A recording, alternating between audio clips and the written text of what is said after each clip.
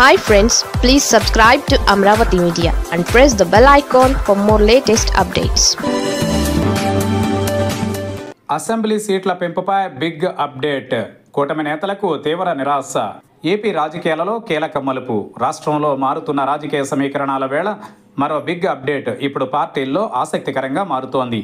2029 నుంచి అసెంబ్లీ సీట్లు పెరుగుతాయనే అంచనాలతో పార్టీలు ఉన్నాయి. నియోజకవర్గాల పునర్విభజన పైన అంచనాలు మొదలయ్యాయి. ఈ సమయంలోనే ఢిల్లీ నుంచి కీలక సమాచారం అందింది. దీంతో వచ్చే ఎన్నికల కోసం ఇప్పటి నుంచే వ్యూహాత్మకంగా వ్యవహరిస్తున్న పార్టీల్లో టెన్షన్ మొదలైంది. ఈ నిర్ణయం 2029 ఎన్నికలలో గేమ్ చేంజర్గా మారనుంది. ఏపీ పునర్విభజన చట్టం ప్రకారం 2 తెలుగు రాష్ట్రాల్లోనూ అసెంబ్లీ స్థానాలను పెంచాల్సి ఉంది. ఇదే అంశంపైన ఇప్పటికే సుప్రీంలో దాఖలైన పిటిషన్ పైన న్యాయస్థానం స్పష్టత ఇచ్చింది. కేంద్రం చేపడుతున్న జనగణన తరువాతనే నియోజకవర్గాల పునర్విభజన సాధ్యమవుతుందని తేల్చి చెప్పింది. కేంద్రం తీసుకున్న నిర్ణయం ఇప్పుడు తెలుగు రాష్ట్రాల రాజకీయాలపైన ప్రభావం పడుతోంది. కేంద్రం జనగణనపై షెడ్యూల్ ప్రకటించింది.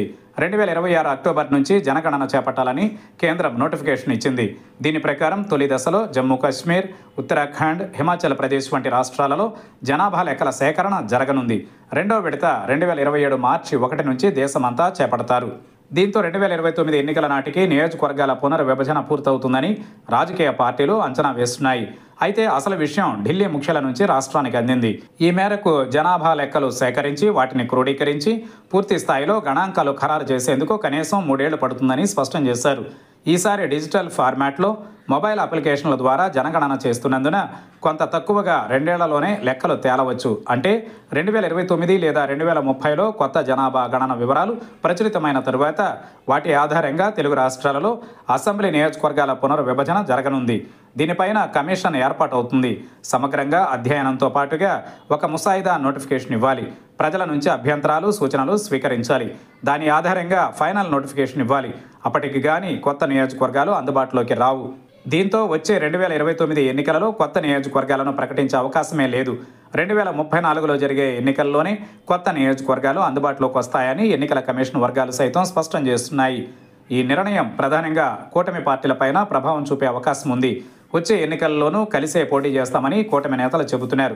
అయితే వచ్చే ఎన్నికలలో 3 పార్టీల కూటమి కొనసాగితే బీజేపీ, జనసేన సీట్ల పెంపుపైన పట్టుబట్టే అవకాశం కనిపిస్తోంది. ఇందుకోసం టీడీపీ నేతలు సీట్లు త్యాగానికి సిద్ధపడాలి.